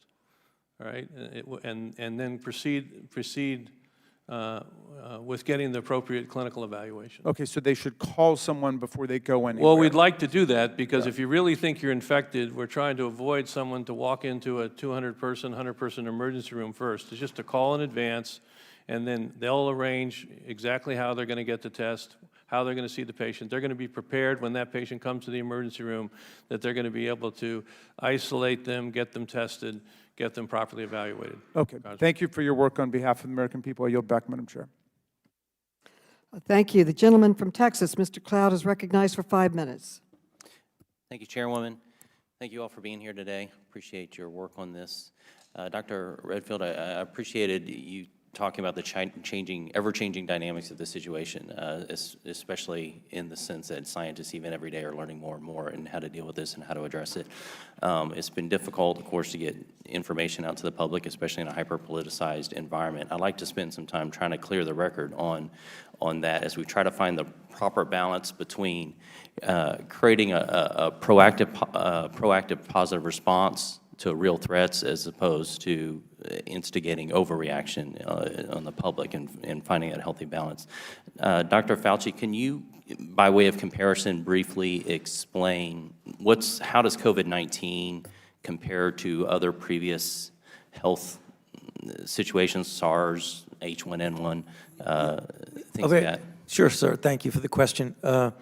Well, SARS was also a coronavirus in 2002. It infected 8,000 people, and it killed about 775. It had a mortality of about 9 to 10%.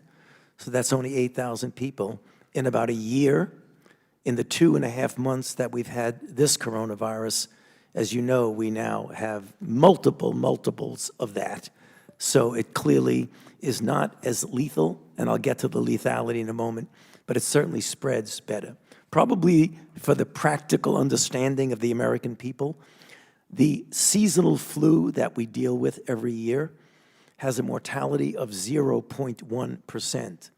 The stated mortality overall of this, when you look at all the data, including China, is about 3%. It first started off as 2 and now 3. I think if you count all the cases of minimally symptomatic or asymptomatic infection, that probably brings the mortality rate down to somewhere around 1%, which means it is 10 times more lethal than the seasonal flu.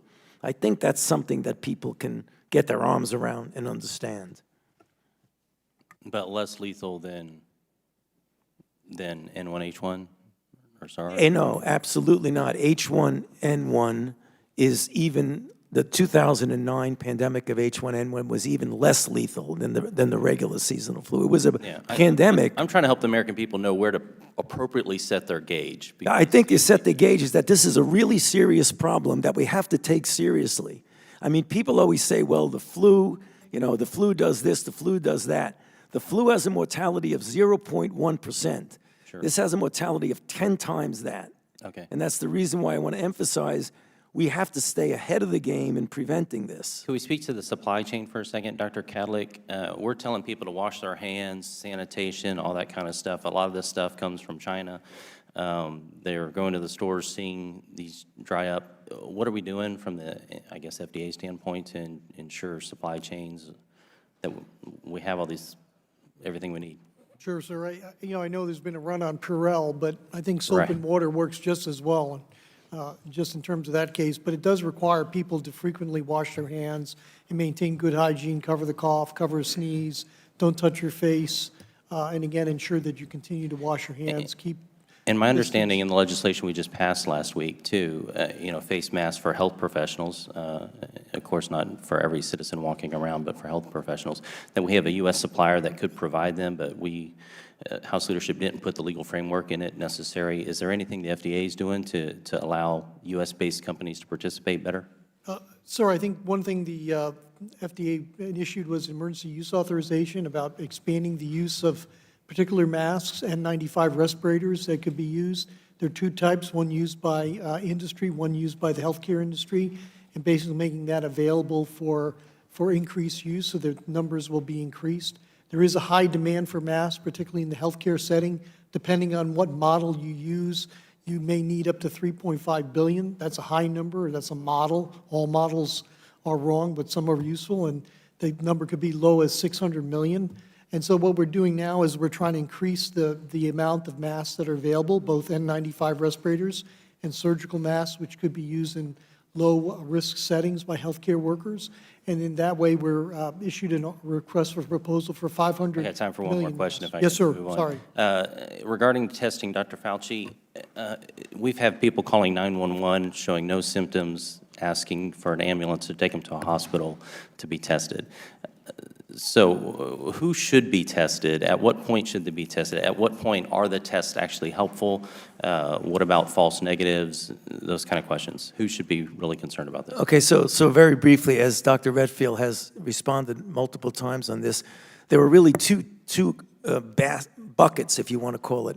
If you have someone who has a reason to believe that they're infected, either that they have symptoms or they have come into contact with someone who is either travel-related or who is, in fact, documented to have been infected or exposed. That's something where you go to a physician, you get a test, and you find out if an individual is infected. The other that was discussed a fair amount over the last several minutes is a surveillance type, where you're not looking to see if anybody's been exposed, but you want to find what the penetrance of this particular infection is. And that's a different thing than the physician-patient relationship. That's trying to get a feel for what's out there. And that's what the CDC is doing now in 6 sentinel cities, and they will expand that throughout the country so that we will be able to, hopefully very soon, to get an idea, forgetting the people who think they may be infected, who actually is infected. Thank you. Its time has expired. The gentleman from California is recognized for 5 minutes. Thank you, Madam Chair. Like all of the members up here, we are getting constant communication from our constituents wanting more information.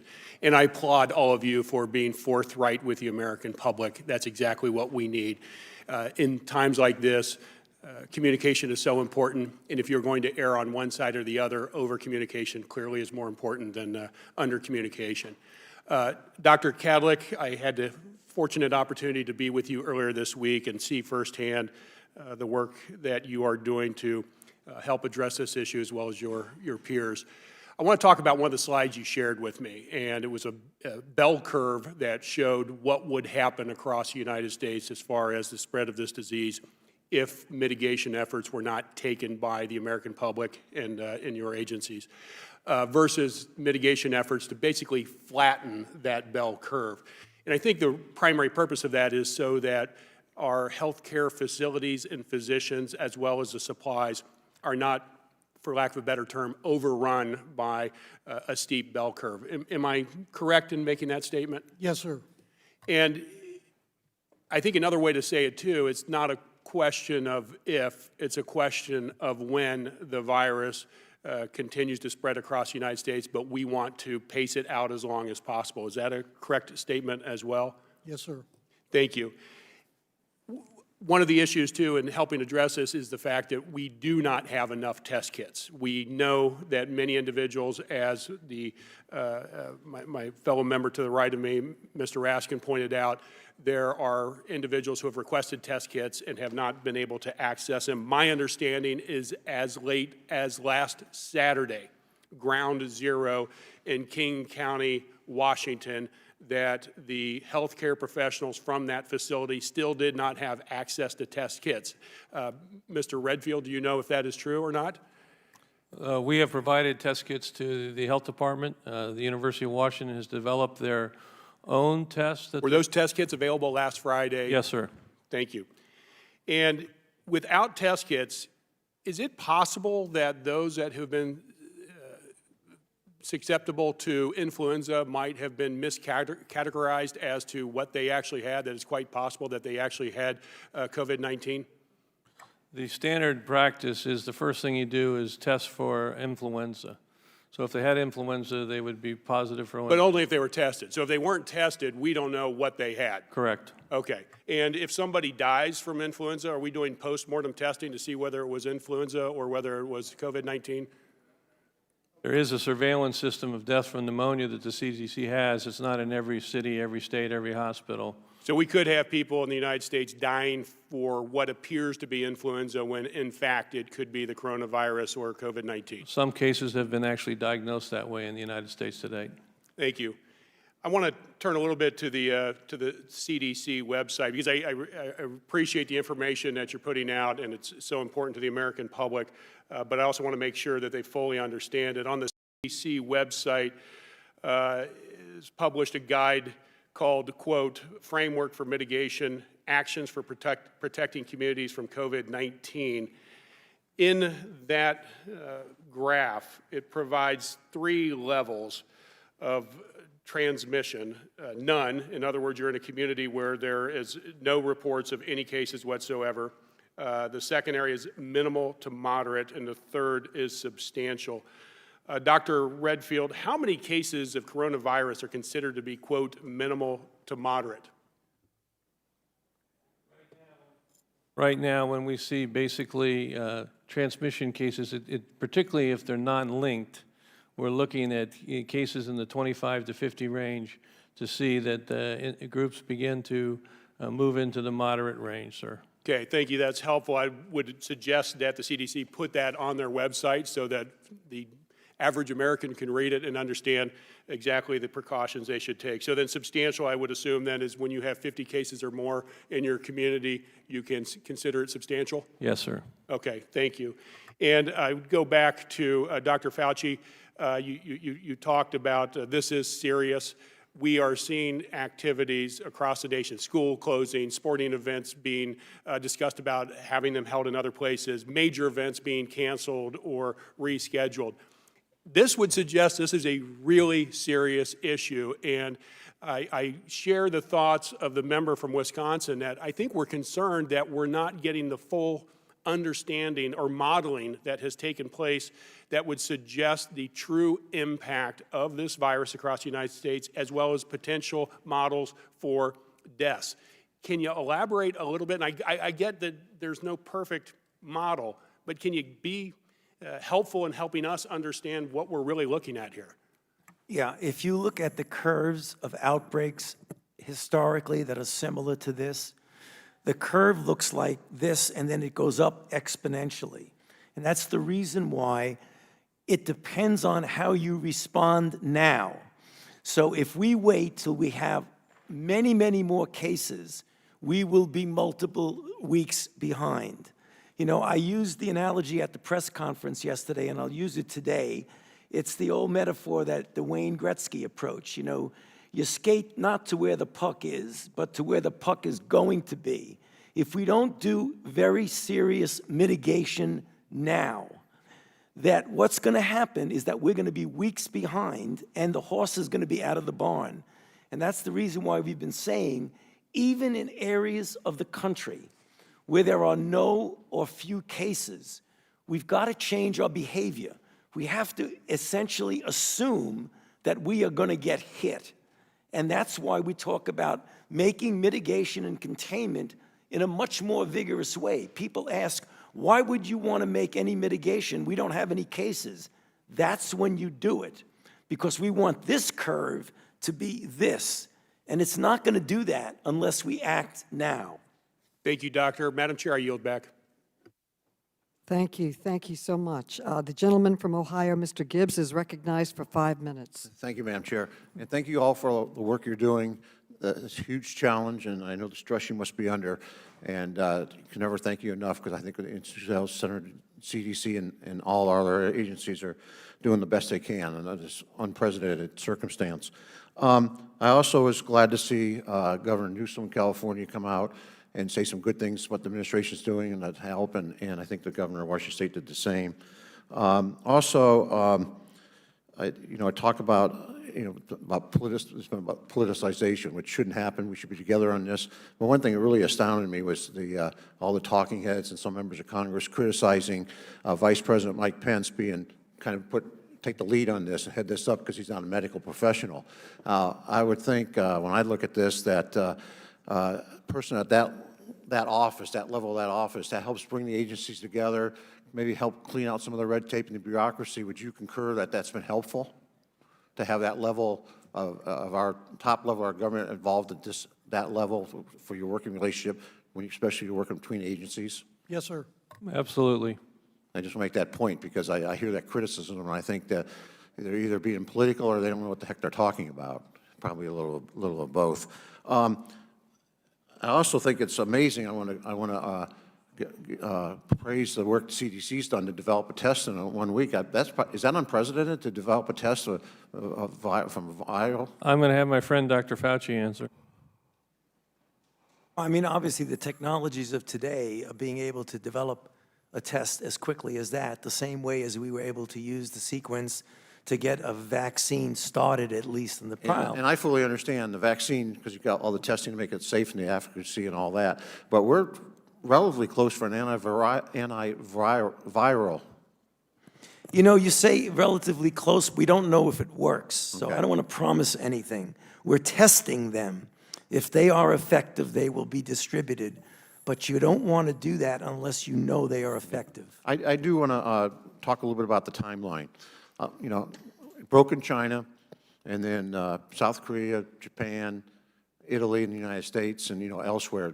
As you say, it's really mushroomed. Seems to me, when I think about this, the next 4 weeks for us are really critical, because can we kind of maybe think we're getting information out of China? I know sometimes it's not reliable, but also we're seeing it happen in South Korea and Japan, that maybe they've peaked a little bit. Maybe they're on the better side of that curve now.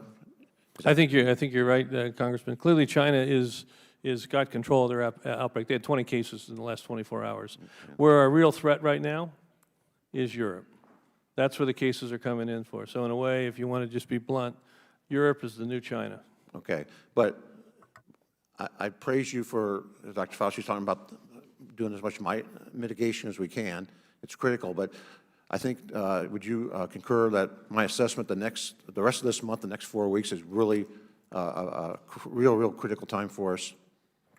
It's critical, yes, and it's critical because we must be much more serious as a country about what we might expect. We cannot look at and say, well, there are only a couple of cases here, that's good, because a couple of cases today are going to be many, many cases tomorrow. We would like all Americans to take a good look at that mitigation strategy, as Tony said. We have zero, but they need to be fully engaged in that mitigation strategy, as well as those with moderate and more severe. This is the time for everyone to get engaged. This is not just a response for the government and the public health system, it's a response for all of America. I understand that. Another thing that's not really being reported, because it's not as, raises the ratings and everything when they talk about the number of cases and the number of fatalities. But also I see in the reports worldwide, we have better than a 50% recovery rate. Is that true, right? Right now, we'd say it's probably about 85%, sir. No, 85% of people are affected are recovering. 80 to 85, about 15 to 20%. Okay, it seemed better than I thought. I was looking at the Johns Hopkins has that real-time chart, and there's like 120,000 confirmed cases and about 60,000 or something like that. Real time, when you look at the chart, it's about half. Okay. But at the end of the day, if you look at historically, for example, the experience we've had with China, about 80% of them have disease that makes people sick, but they ultimately recover without substantial medical intervention. It's the 15 to 20% that have the serious disease and high mortality. And the bulk of them have been people with underlying health conditions and over 70, right? The elderly, as well as people with underlying conditions like heart disease, lung disease. I'm out of time. I just want to say I think we just need to do what we need to do, be vigilant, but we also need to be responsible and not lose our heads on this, because I think we're going to get over this in due time with all the good work you're doing. Thank you, and I yield back. Thank you. The gentleman from California, Mr. Khanna, is recognized for 5 minutes. Thank you, Madam Chair. First, let me thank you, Dr. Fauci. I have known you, worked with you, and I have complete confidence in your leadership, appreciate your service. And Dr. Redfield, I think it's important to realize that you've served our country in the Army, you've served this nation. We need to be focused not on personalizing this, but figuring out what we can do to solve the issue.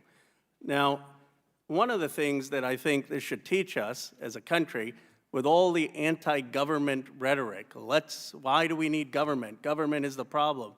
How about we consider how inadequately we have been funding government and public health? The CDC budget is $11 billion, 1.5% of our defense budget, $738 billion. Dr. Redfield, do you think our country would have been safer if, let's say, we had twice the CDC budget, if we had put it at 3% of our national defense budget in our capacity? Thank you, Congressman. I think it's important to realize that for decades, we've underinvested in the public health infrastructure of this nation. As many of you know, CDC's funding that we get from Congress, about 70% of it goes out to local and state, territorial and tribal health departments. They're the backbone of our health system.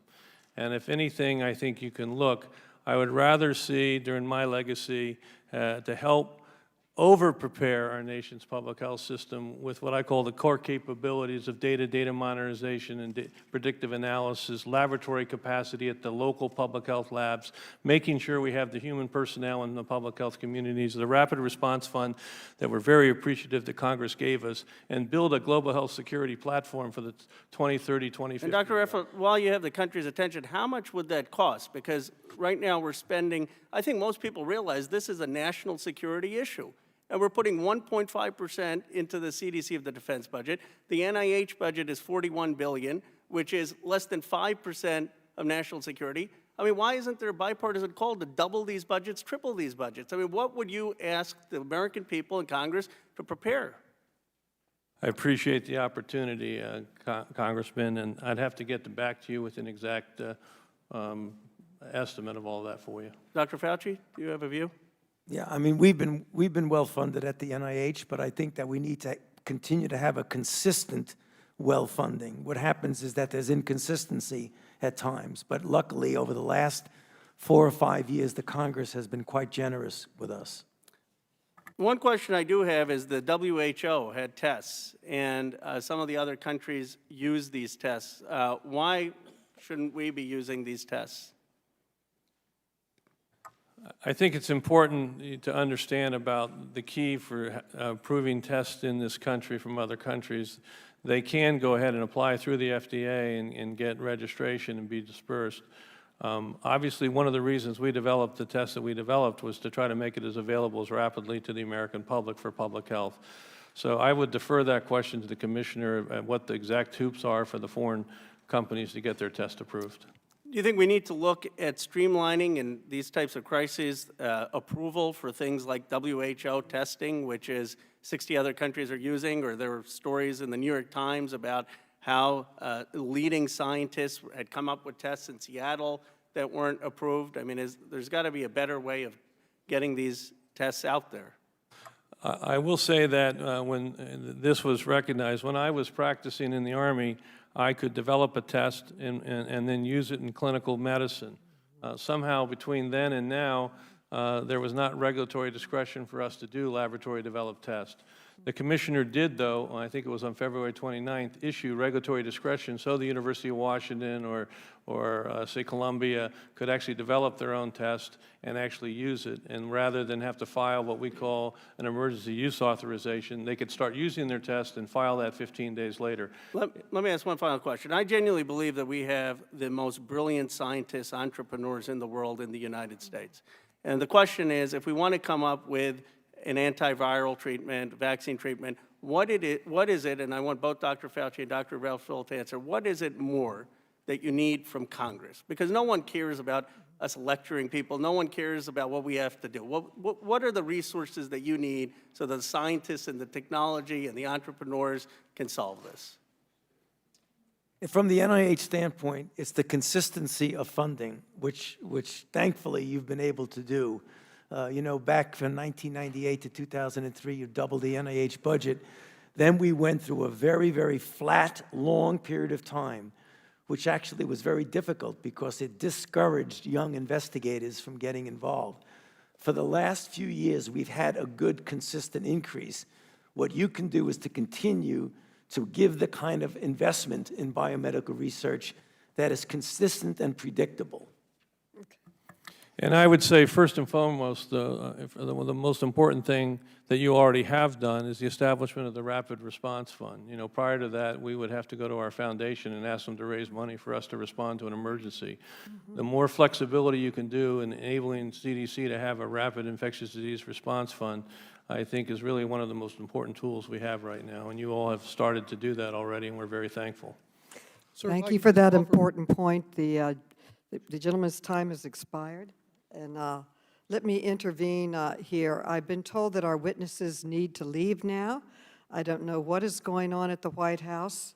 The White House is telling reporters that this meeting is not an emergency. They are saying it was scheduled yesterday.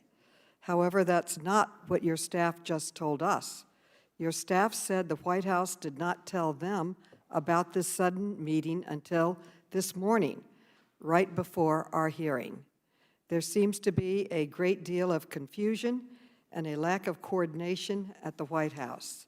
I hope this does not reflect on the broader response to this crisis. Madam Chair. We have asked your staff if you can come back and resume this hearing at 2 o'clock after your meeting at the White House. They have not responded to our request. Madam I Chair. am not going to adjourn this hearing. I am going to recess it.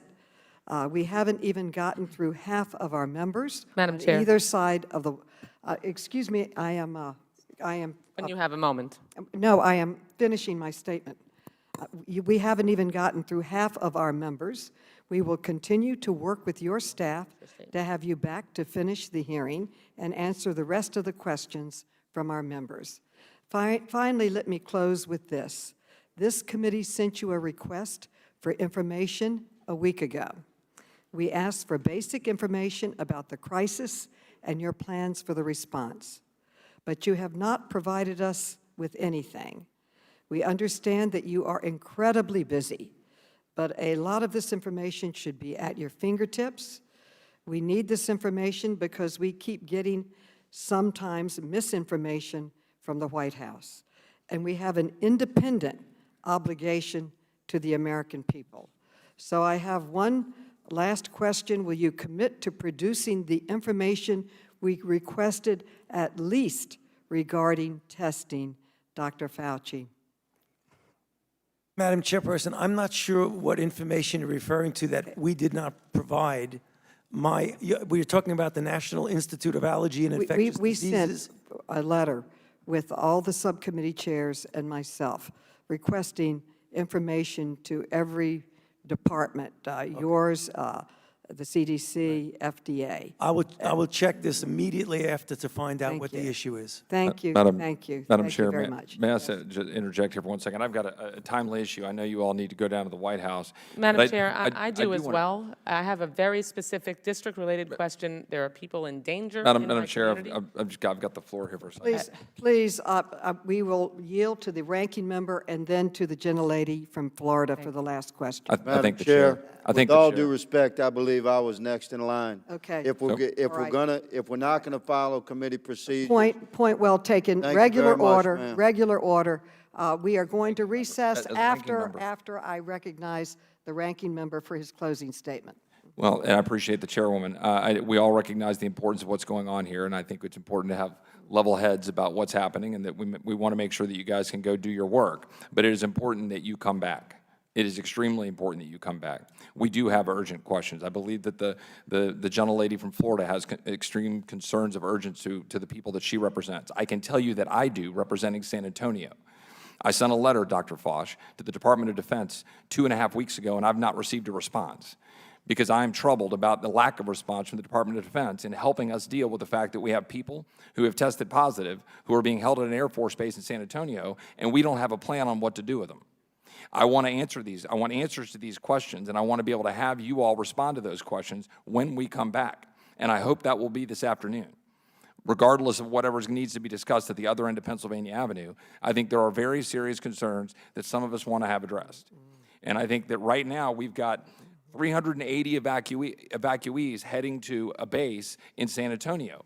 Yet I've got an email right here from City Council, Mayor, and leadership in San Antonio saying they don't have adequate plans on what to do with those who have tested positive. So I expect you all to come back down here today in accordance with what the chair is asking for so that we can have those questions answered. Thank you. Well, responding to the ranking member, will you all be back at 2 o'clock today?